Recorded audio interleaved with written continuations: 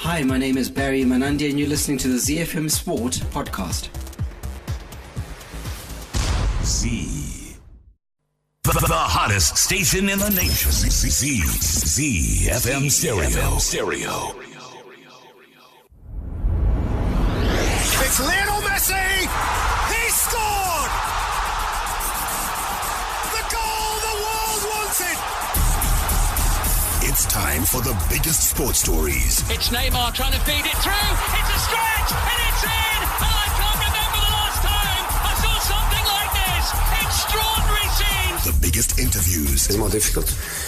Obviously, it's more difficult. And all the analysis right here. If they play poorly, they come back, they've got all the excuses. You can't have it both ways. Every weekday, it's my sport, it's your sport.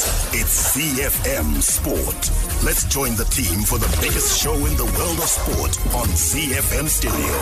My station, your station.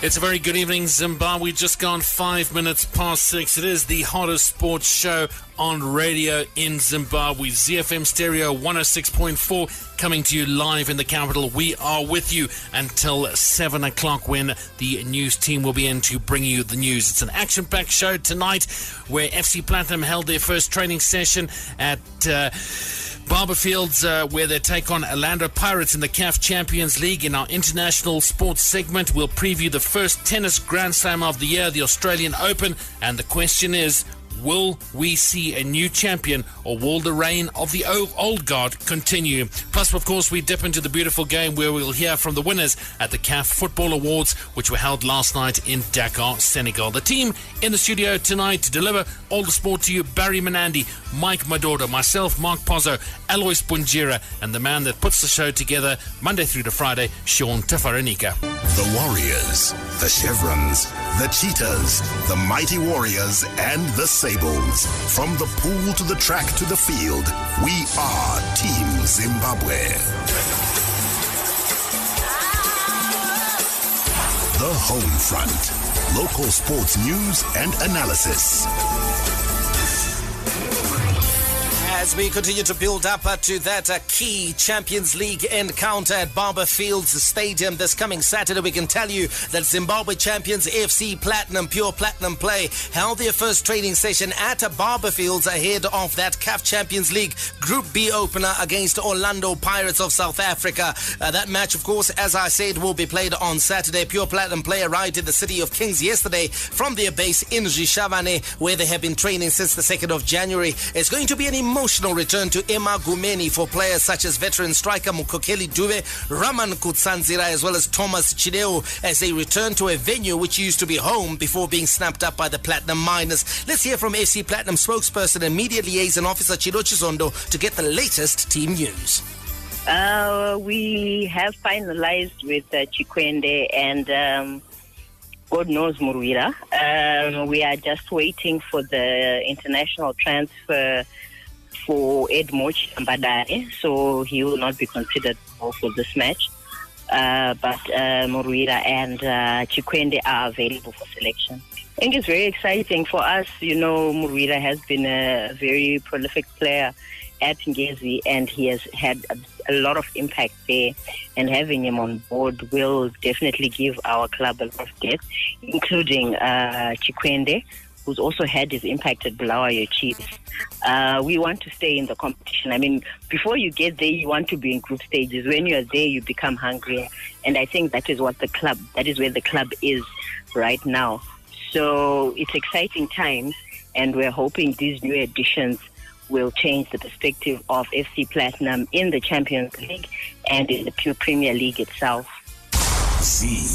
That was the FC Platinum spokesperson Chidochi Zondo, and of course we can confirm for you that the champions snapped up former Kaizer Chiefs midfielder Edmo Chirambadare ahead of this clash. In addition to recent new signings, God knows Muruira, he was one of the soccer stars of the year, one of the most outstanding players in the local league last season, has been for a few seasons in fact. Lamek Namo, who was of course the first runner-up in the soccer stars of the year at the end of last year. Ransom Pavari, as well as defender Ian Nekati, who's is returning to the club after a season away at ZPC Kariba. So, Alois, it looks like FC Platinum have strengthened, and the addition of God knows Murira is particularly exciting.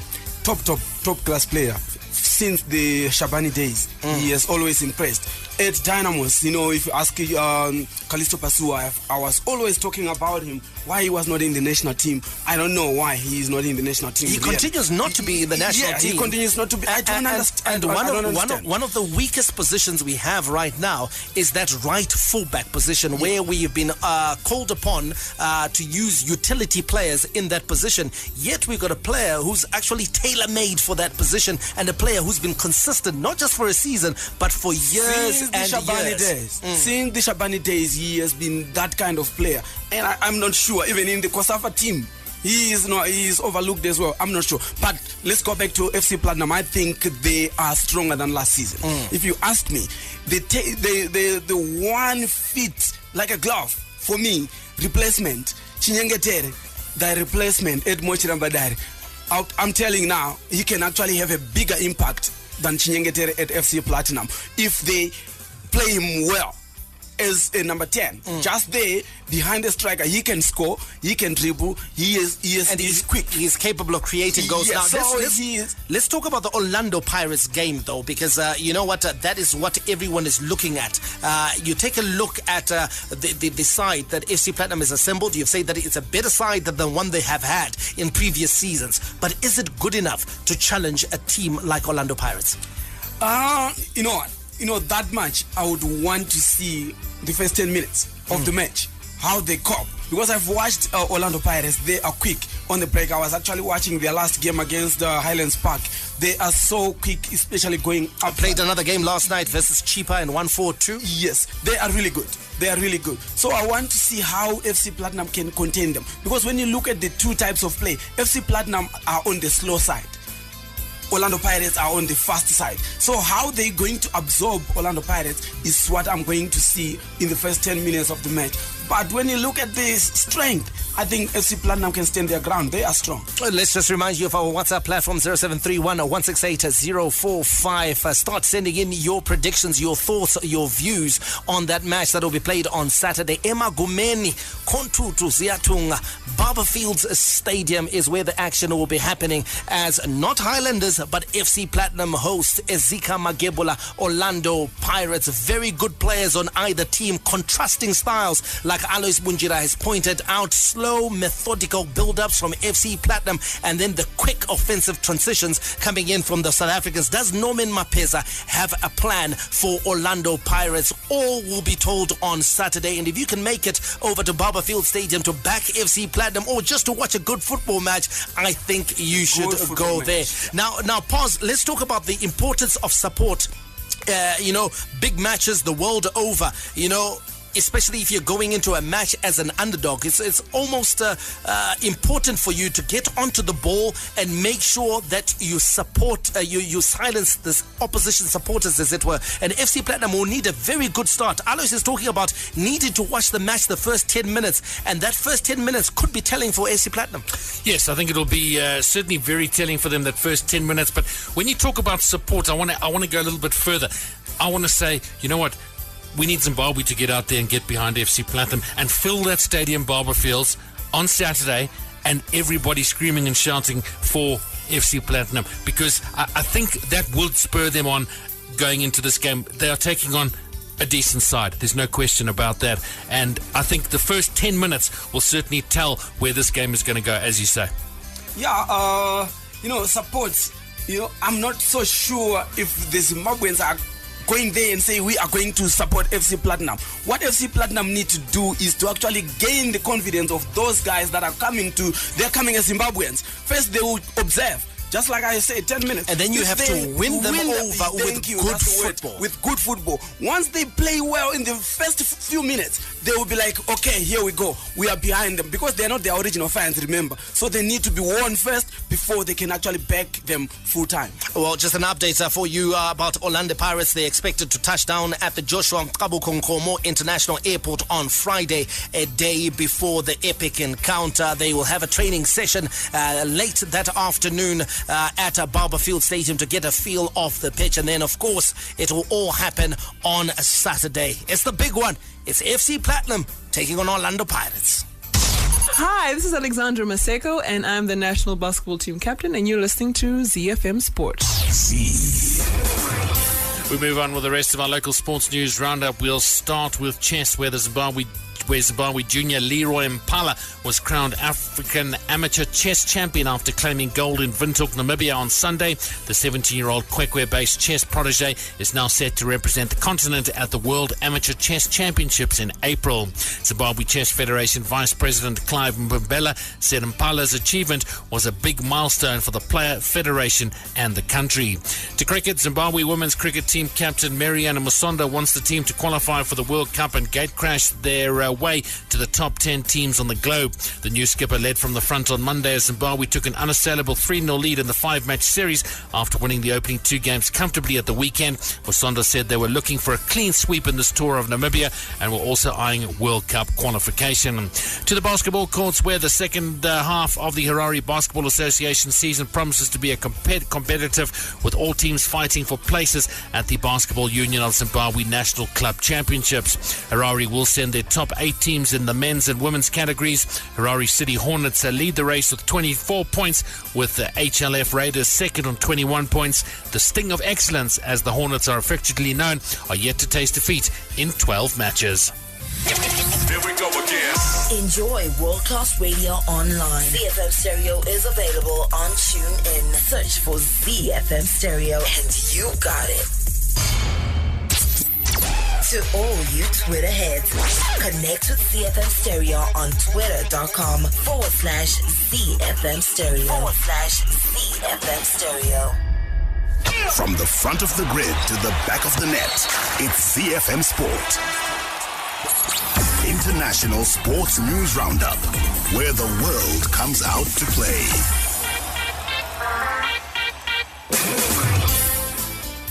Okay, Roger Federer reckons world number 1 Novak Djokovic is the clear favorite to win the Australian Open. Federer is the 2-time defending champion in Melbourne and has looked in top form heading into the event, defeating world number 4 Alexander Zverev on their way to a second Hopman Cup title. In contrast, disgruntled Djokovic suffered a surprise defeat at the hands of Roberto Bautista Agut in Doha last week, but despite a faultless showing in Perth and Djokovic's apparent struggles, Federer has played down his chances of capturing a 3rd successive Australian Open title and 21st Grand Slam trophy. Federer also spoke about his state of preparedness for the first Grand Slam of the year.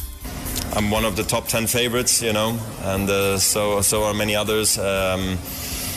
We don't know the draw yet. I don't know who my first round opponent is. I don't know if I play on Monday. I don't know if I play day or night or who it is against. So, to be quite honest, to talk about who's going to win it, we know the usual suspects are, and I'm part of that bunch, so it's all good. I mean, I can analyze with my age very well my own matches and my own feelings, and then I have 2 great coaches, 2 of the best in the game, who give me their fair assessment, and I have a fitness coach who tells me if I'm moving good or not, and they're all open and honest towards me. So I don't want any, sugarcoating. I want it real and straight, and that's it. So I know always where I'm at.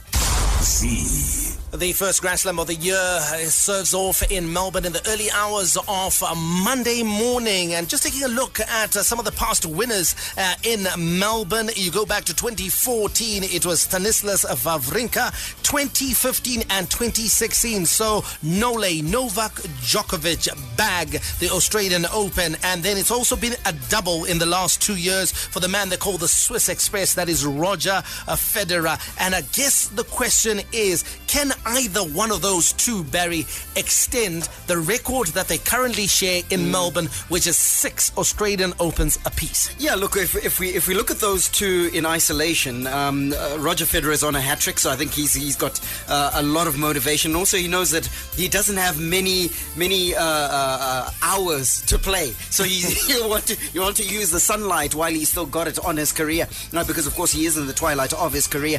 Novak Djokovic again, he won it twice in succession, 2015, 2016, but Roger Federer has had the wool over him. However, Just those two in isolation, great. But remember, we've got the big four at this tournament for the first time in a long time. Andy Murray, Rafa Nadal also factor. So you got to think to yourself, those might jump in there and upset the apple cart. Pause, just taking a look at the Rafael Nadal situation. The fact that no one is really talking about him in the lead up to the Australian Open, does that work for him in terms of the fact that he goes into this particular tournament with very little in the way of pressure? I think it might do, but I think for me, I would say Nadal needs a game time. No matter how fit or strong he is going into this tournament, I think he needs coming a game back time. Coming back from injury. And if you look at, and in fact, I was just looking at this top 10 now. Suddenly you got Alexander Zverev. Okay, he's nursing a little injury. Yeah. Okay, of the form players in the world top 10, you can probably Kei Nishikori, he won at the weekend. He's finding some of his best form again. Kevin Anderson is in good form. Juan Martin Del Potro is playing some of the best tennis of his career at the moment. You can certainly ignore Andy Murray, who's ranked 240 in the world, because I don't think he'll ever win another Grand Slam. In fact, I don't think he'll be playing tennis till the end of this year. No, I do believe that injury is going to force him to retire from the game. So do you think the challenge then, Paz, is going to come from one of the less heralded players in that top 10, the guys that you talked about, Kei Nishikori, Juan Martin Del Potro? Yeah, someone like Kevin Anderson. I think he's got great potential, but it all just depends on how this draw works out, because where Novak Djokovic and Roger Federer, who I believe are the two firm favourites, whether they meet in the semi-final or they meet in the final. They do. They will meet before the final. They meet in the semi-finals because Rafael Nadal is number 2. So it means that means it's you. What I'm trying to say is one of those in the top 10 are going to be up against either Federer or Djokovic. I still think that Rafael Nadal is going to have a lot to say about this. I don't think so. I think I'm sure he'll have an early exit from this tournament. Yeah, conditioning, yes, but I'm sure you come prepared enough, because he's going to be, I think he's going to be one of the finalists. The thing with Rafa, and I agree with Alois, the thing with Rafa, even though he's coming back from injury, Rafa is the sort of player, the sort of sports person who pushes himself to the wall. So it doesn't matter if he's coming back from injury, he's coming back and he's still a beast, he's still a monster against the opposition that he faces. So I reckon that Rafael Nadal is going to be have a huge say in this Australian Open. Okay, in the ladies singles, there's equally as much excitement as the men's, with many past champions in the draw and a wide open field. Serena Williams is probably the favourite, but she will face a stiff challenge from current world number 1 Simona Halep. The other issue for Serena is that her world ranking is low at 16, so she faces the prospect of meeting one of the top seeds in the last 16, therefore making her route to the final much more difficult. Guys, looking again at the women's past winners, 2018 Caroline Wozniacki, can she reproduce what she did last year? She's had a mixed season. Serena Williams, 2017 winner, I think she can bounce back and do something here. Angelique Kerber, she just got knocked out, I think it was today, or Simona Halep. It was Simona Halep who got beaten in a tournament in the first round today. An easy loser today. So from those in the women's draw, you got to say that you got to go with Serena Williams, regardless of her ranking. Yeah, I think with the women's game, because there's no one who's clearly dominant at the moment, all the predictions I think will be based on pedigree and will be based on reputation. That is why Serena Williams becomes an easy pick. But we saw what happened last year. Serena Williams didn't have a dominant season. She's got a lot of things that are working against her. She's a mother now. Not that is a problem, but we know, of course, the biological effect. Yes, the pregnancy, and then the child, the baby that she's had to be, of course, tending for. That takes something that took the edge off her game. And we saw a Serena Williams who physically was not as dominant as she was in previous years. Agreed. And then, of course, there's the other telling factor, which is age. Every year, every month that passes by, just like Roger Federer, is a year that is a month older. She's a month older. We're counting in hours now with Roger Federer. So she's got a couple of things going against her. But the only thing is that there's no one who's really put their hand up and said, right, I'm here to take over. We saw that fantastic performance by Naomi Osaka when she beat Serena Williams in that controversial final. But now it's gone poof. We didn't see her kick on and dominate the women's women's game. So for me, I think any one of about 6, 7, or maybe even 8 ladies could actually win this. I'd agree with that. And in the men's draw, Pos seemed to be alluding to the fact that it's quite open. I would say if you're looking for an open contest, if you're looking at anyone can take it, it's on the women's side of the draw, because I reckon anyone in the top 10. I'll throw in Elena Slitovina. I think she is a remarkable player, and I think and she's ranked number 6. And she's ranked number 6, and she is due a big one. She's due one, yeah. I actually think that the women are not doing themselves a favor by not finding 2 or 3 that are not consistent. No, like seriously, you know, a sport needs dominant figures. They don't want us to be sitting here and say, sorry, out of 10, so and so can win. Then it needs a close. It needs a favorite. Yes, favorite is like 4. And it needs a rivalry. Dominating. Yes, exactly. But there's no rivalry at the moment in the women's. And the good thing that's going to drive everybody to it, there's gender equality, because the prize money awarded in the men's and women's singles tournament will be distributed equally. So the total prize money for the 2019 tournament is 62.5 million Aussie dollars. So the winners in the singles will pocket 4.1 million Aussie dollars, while the runners-up will receive 2 million Aussie dollars for the men's and women's, which I think is pretty good. Yeah. Hi, this is Benjamin Locke. I'm on the Zimbabwe Davis Cup team, and you're listening to ZFM Sport. Around the world in 60 seconds. International sports news. All right, let's go around the world in 60, starting in India, where the BCCI has confirmed the 2019 IPL will remain entirely in India, despite the tournament clashing with elections in the country. The competition will begin on the 23rd of March, with the full schedule and venues to be released in due course. The final is expected to be in mid-May, with the World Cup starting in England on the 30th of May. The IPL was staged in South Africa in 2009 due to elections, while a part of the 2014 competition was held in the UAE for the same reason. In South Africa, South Africa's chairperson of the Portfolio Committee on Sport and Recreation, Beauty Dlulane, now has cautioned sports personalities on commenting on race issues in the aftermath of Springbok captain Siya Kolisi's remarks about quotas in South African rugby. Speaking to Japanese website Kyodo News, Kolisi said he does not want to be picked because of the color of his skin, and that former President Nelson Mandela would not support a quota system in South African sport. Let's land it in Russia, where the Kremlin says Russia have reached an understanding with the World Anti-Doping Agency, WADA, to transfer data from a Moscow anti-doping laboratory. Russia were previously unable to transfer the data as there were disagreements about data storage devices. Access to the laboratory by the 31st of December was a condition to the Russian Anti-Doping Agency being reinstated by WADA after a 3-year suspension in September. And they found their flash sticks, did they? They did.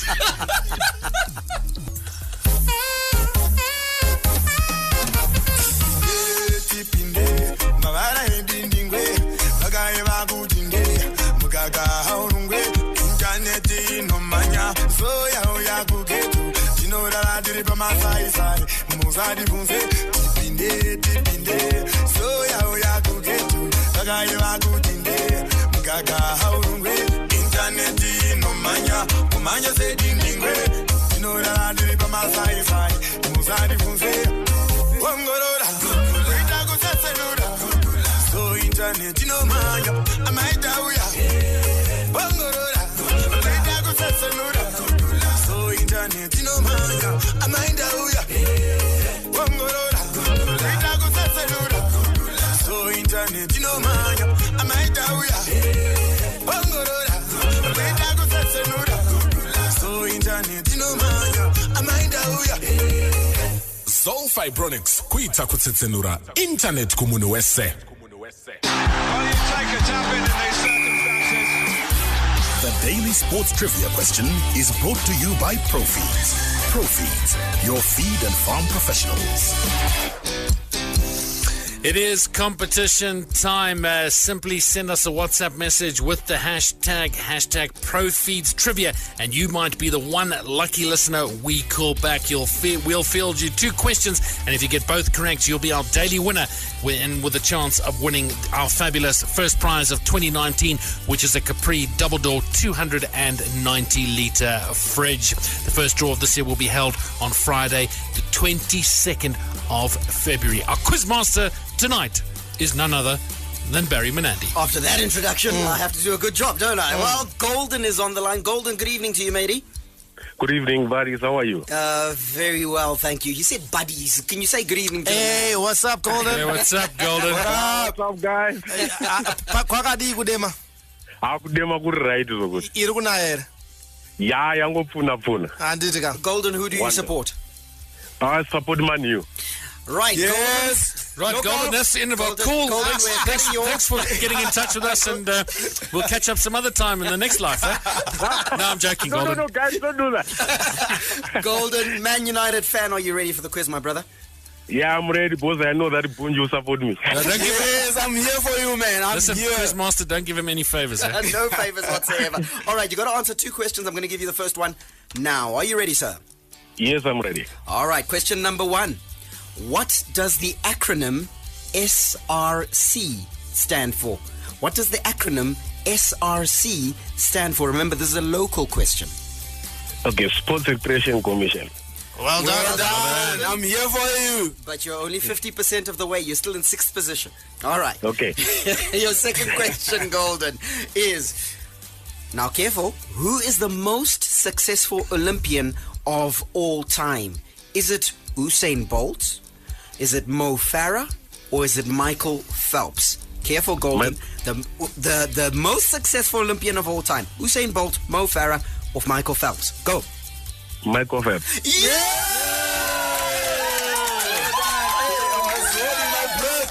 Well done, Golden. We'll be in touch with you to let you know when the draw is actually taking place on the 22nd of February. So hang in there. You are now in the draw. You could be the winner of that Capri double door 290-litre fridge. That'll be a great way to start the year. Thanks for playing, bud. Okay, thanks. But I was angry. Last year, I always sent those hashtag profits trivia. I didn't pick up my call, but thank God today. You are here now. We are here now. Thanks, guys. Okay, tell me something. Locally, which team do you support? CAF United. Oh, man, this is my man. Are you sure you didn't ask him to call? Wait, sorry. Is this your cousin? I've been asked by the Verification Commission to ask whether you're related to Bunjira. Yeah, I think the sports we are related. Yes. All right, Golden.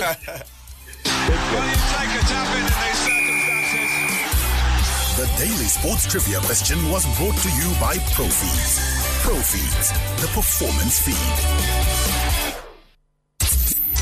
To all you Twitter heads, connect with CFM Stereo on twitter.com/CFM Stereo. /CFM Stereo. The big leagues, the big teams, the big players. The beautiful game on ZFM Sport. Just before we get into the football, just a reminder that you too can be like Golden out in Nema. Give yourself a chance of winning that fantastic prize courtesy of Profeeds, a Capri 290-litre double-door fridge. Every day, listening to the show, tune into ZFM Stereo, send us that hashtag Profeeds Trivia, and then we could call you and you'll field those 2 very simple questions. Now, today's beautiful game kicks off on the continent of Africa, where Liverpool's Mohamed Salah was named the 2018 Confederation of African Football Player of the Year for the 2nd consecutive year. Egypt forward Salah beat Liverpool teammate Sadio Mane of Senegal and Arsenal's Gabonese striker Pierre-Emerick Aubameyang to the title. Salah scored 44 goals for the Reds during the 2017-18 season, helping Liverpool to the Champions League final before scoring twice for Egypt at the World Cup in Russia. Let's hear from the African Football Player of the Year. I always say this award for me is very big. I love it because I saw it when I was young. I had a dream to win it one day. So now I won it twice. And I'm very proud to win it twice. And I have to thank my family, my teammates, my fans, everyone. He played a role in my career to make that happen today. I would love to dedicate this award for my country, Egypt. Banyana coach Desiree Ellis was named the CAF Women's National Team Coach of the Year for 2018, while forward Tembi Katlana took home 2 trophies, the CAF Goal of the Year and the CAF Women Player of the Year award. Let's also hear from the Women's Player of the Year. I'm truly honored and privileged to have to receive this award on this beautiful hall full of legends and full of prestigious people. And I would like to dedicate this award to every female player in South Africa who's about to start their career, who's playing their career, and all the girls who want to become champions. This is for you.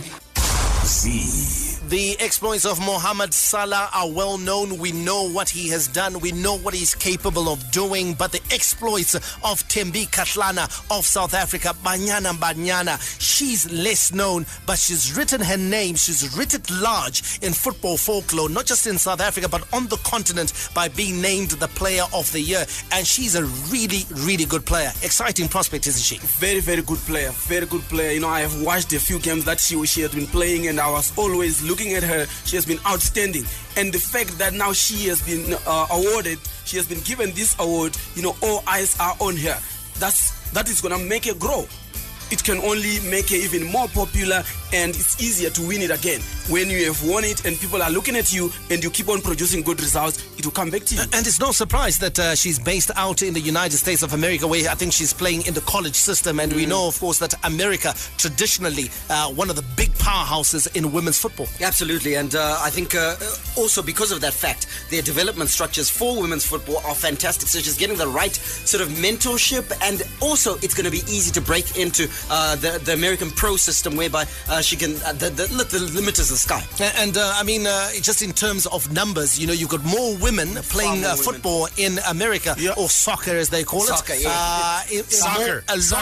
Soccer. A lot more than men in America, because it's actually the main sport that women play in the United States of America. So for her, I think this one is a big one. And also for South Africa, the fact that they've got two winners, the Player of the Year as well as the Coach of the Year in Desiree Ellis. I mean, this is really putting South African football at the forefront of the women's game.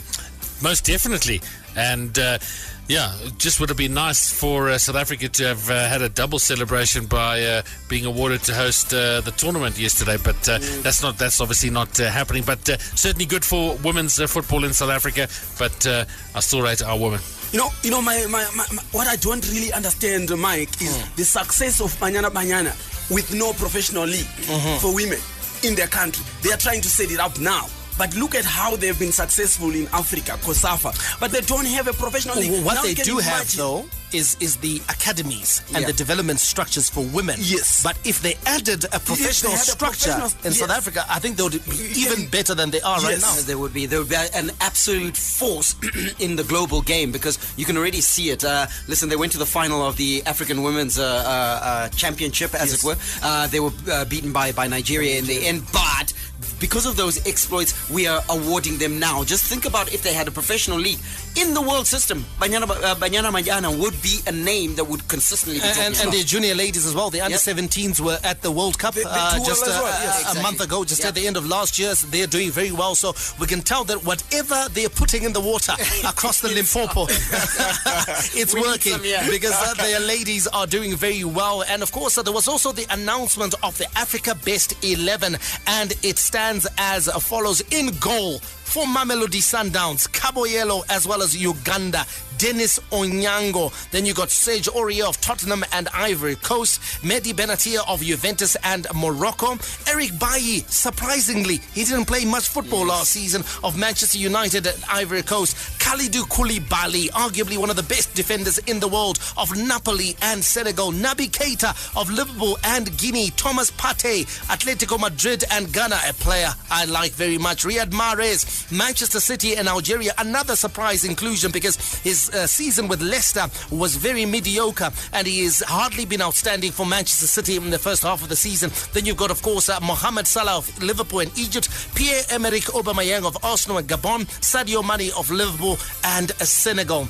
And of course, there'll always be the usual controversies, Barry, isn't it, around selections of this nature. Yeah. But you've got to say, by and large, those are the best players on the continent. By and large, the fact that we can only sort of question two of the selections of that 11 means that they've done a pretty good job. And I think we all knew the sorts of players that would be on there. Perhaps some discussion happening around the goalkeeper, the keeper from Ajax, I think, entering the conversation. And then I like Dennis Onyango. Dennis Onyango, He is in great company as well. The only, isn't he the only one who's only one based in Africa? The only one based in Africa. He should go to Europe. And I say that tongue in cheek on the basis that I too believe that Dennis Onyanga absolutely deserves it. And of course the Eric Bailly situation and Riyad Mahrez. But apart from that, pretty good selection. That all the rivalry.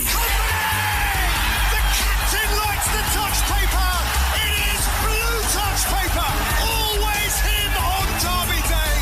All the stars. Absolutely brilliant again from Mo Salah. The twinkling feet, the ice cold finish, the Egyptian on fire. And all the game-changing moments. Aguero!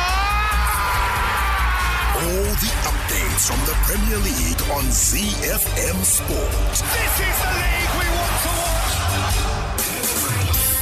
Right, we kick off in England where Maurizio Sarri accused English officials of not knowing how to use VAR after his team's 1-0 EFL Cup semi-final defeat to Tottenham, while Spurs boss Mauricio Pochettino is also not a fan of the system in its current guise. Harry Kane gave Tottenham a slender advantage to take into the second leg at Stamford Bridge in 2 weeks' time after he dispatched a 26-minute penalty. The England captain was brought down by the Chelsea goalkeeper, but only after the linesman had flagged for offside. Referee consulted his video assistant, whose pictures showed Kane to be level with the keeper, and proceeded to book him and award the spot kick. Before we talk about it, let's hear from Sarri, who claimed that Chelsea's video analysis showed that Harry Kane was actually offside. The video from our camera was offside. Our camera was in line with Kane, so was offside, but it's not important. Offside with the head, with the knee, offside. But it's not important. It was really very important that the lineman stopped the run. He didn't follow the ball, and so he had a big influence on our defenders, I think. At the moment, I think that the English referees are not able to use the system.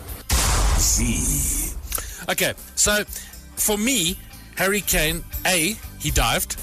Yes. Yeah. B, Yes. he was offside. Yes. And C, the officials in England need training on VAR.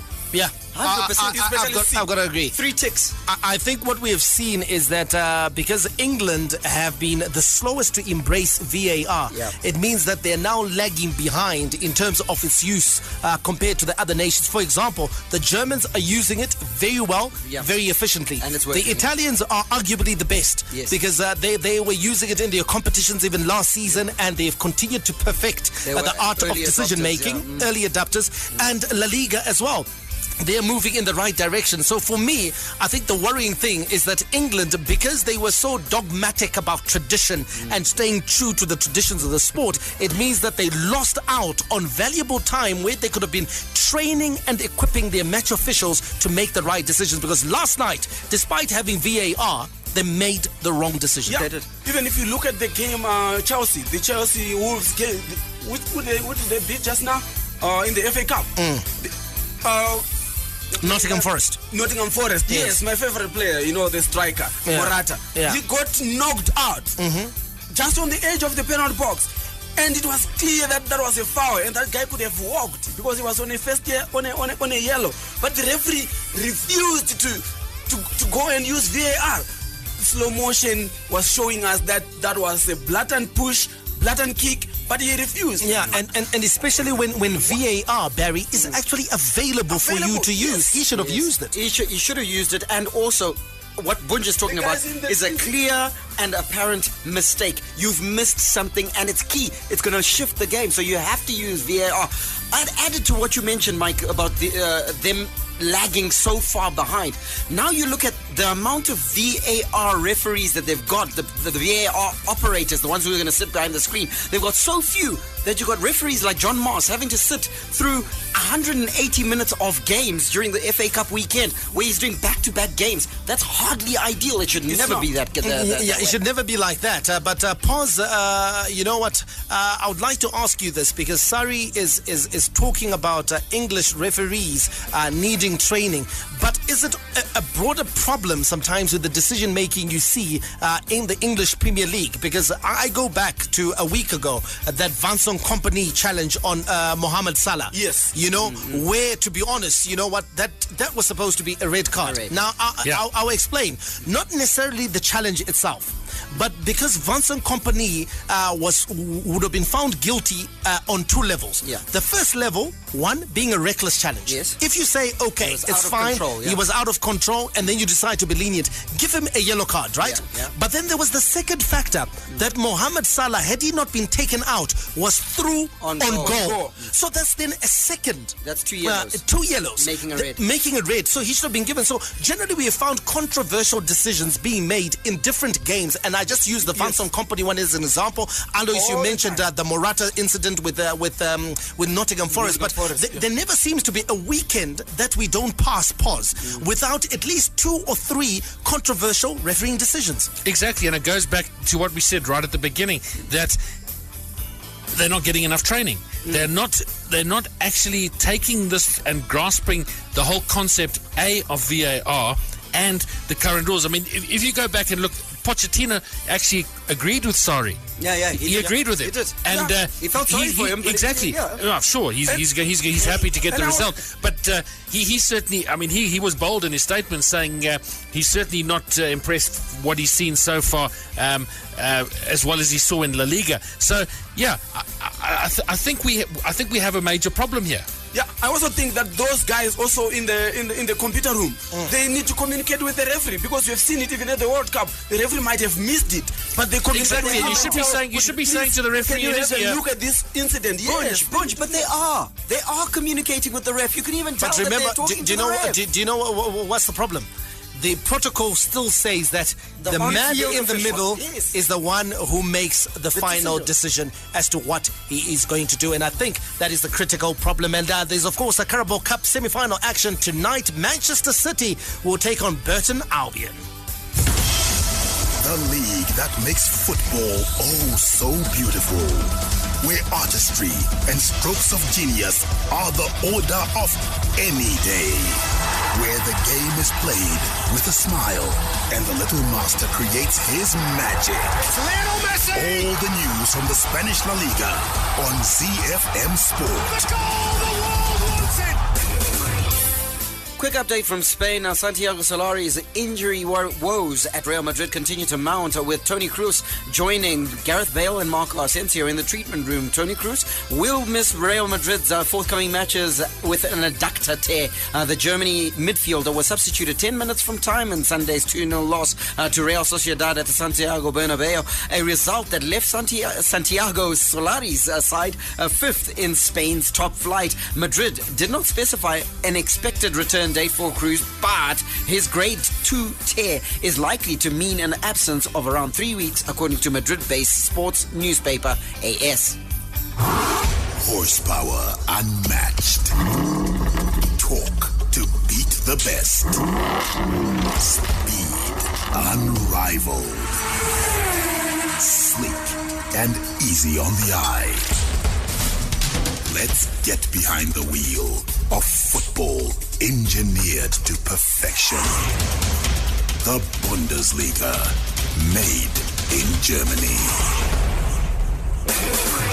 Oh, there's an exciting title race out in Germany. Now, a lot of you will probably be thinking that Bayern Munich are inevitably bound to come thundering back to reclaim their Bundesliga crown. That has been, of course, theirs since 2013. Perhaps, but don't bet on it just yet, with leaders Borussia Dortmund and a chasing pack including Leipzig as well as Borussia Mönchengladbach set to make this one of the most gripping title races in recent years. And of course, just to cap off today's edition, we're going to take a look at the top 4 that are vying for the Bundesliga title, starting with Borussia Dortmund. Bunj, a team that you like. They're currently in first. They have got 42 points, and listen, very few Dortmund fans would have anticipated that Dortmund would be leading the race at this stage of the season. At best, Dortmund fans were thinking, you know what, let's just make sure that we're in the Champions League places. Yeah, when you look at the preseason, they didn't do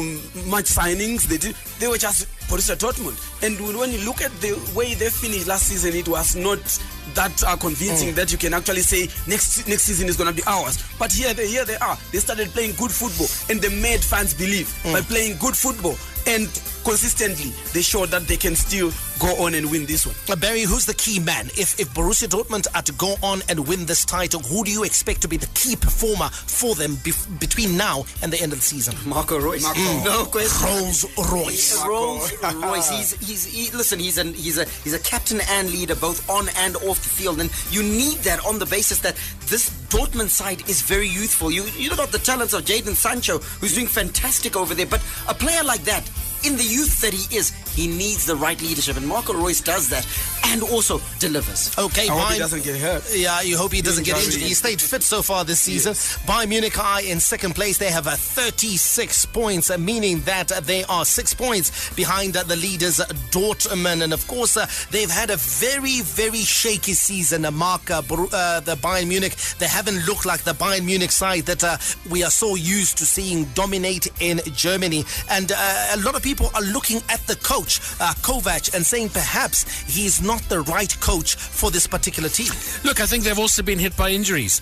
And to key players, James Rodriguez being one, Ian Robben, who's missed most of the season, Kingsley Coman, and I do believe that those are key players that I think certainly would have put Bayern Munich in a better position than they are at the moment. They're second. They're 6 points behind. For me, they're still in it. It's a good point. They're still in it. The names you've mentioned, you add to that Tolisso, Gnabry. Any team in world football is going to miss those players. So consequently, especially Robben for Bayern. Yeah, if you're going to miss about 6 players, but the one Achilles heel, Bunch, has been their defense. Their defense has been shaky. You take a look at Jerome Boateng. It doesn't look like he's the centre back that he was a couple of seasons ago. Nicolas Schüle, yes, he's new to the setup, so he's one that they can't really lean on. And Mats Hummels has suffered an inexplicable loss of form. Yeah, when you look at their defense, it's like a replica of Real Madrid. What is happening at Bayern Munich is almost Hummels with Ramos, etc. That's what is happening. They needed to refresh. They should have let Jerome go when he wanted to go to France. That's right, I agree. And bring in another strong defender. Yes, but now it's comfort zone. I think telling, Mike, is that if you look at the minutes that Nicolas Schüle has played, he's played more minutes than Jerome Boateng and Mats Hummels, who were the go-to combination. Let's take a look at the two outsiders in this very thrilling title race out in Germany. Borussia Mönchengladbach, they are in third, 33 points, and that places them just 3 points behind Bayern Munich. And of course, they are the only side in the league with a perfect home record this term, with 8 wins from as many games, 23 goals scored and just 3 conceded. And if they are to do well, Alois, it all comes down to how they're going to continue performing at home. Of course, they need to perform at home. Am I just happy that there is so much football in Dortmund? You know, 2 teams that are vying for the championship in one city. I love the city of Dortmund, and I'm happy. But I'm looking at a situation whereby they need to be consistent, keep up pace, because they are fighting against 2 teams that are so big that they don't lose. And you know what? They can actually, to keep pace is going to be very difficult. And they can actually do that because they don't have any worries about playing in Champions League football or anything like that. So they can really pay attention to the Bundesliga. And then, of course, the fourth side, Barry, is Leipzig. They're in fourth. They got 31 points. But if there's a team that many feel that will be an also-ran and could drop out of the title race a bit quicker than perhaps the other 2 who are chasing Borussia Dortmund, it'll probably be Red Bull Leipzig. Yeah, it'll be Red Bull Leipzig on the basis that they seem to be that sort of team that does very well at the beginning of the season, does very well getting into sort of middle third, but the last third of that season at the business end, they seem to fall away. And of course, they've got a very, very, very difficult end to the season. Match day 28, Leverkusen away. Match day 30, Mönchengladbach away. And then match day 33, the week before the penultimate week, they play Bayern Munich at home. That's their season done. And that's our show. Done. We'll catch you tomorrow for our special. It's a 30-minute edition of CFM Sport. Don't miss it. May God richly bless you. That's my story. And I'm sticking to it. Manandi. Out. Be sure to catch ZFM Sport every weekday on ZFM Stereo. My station, your station.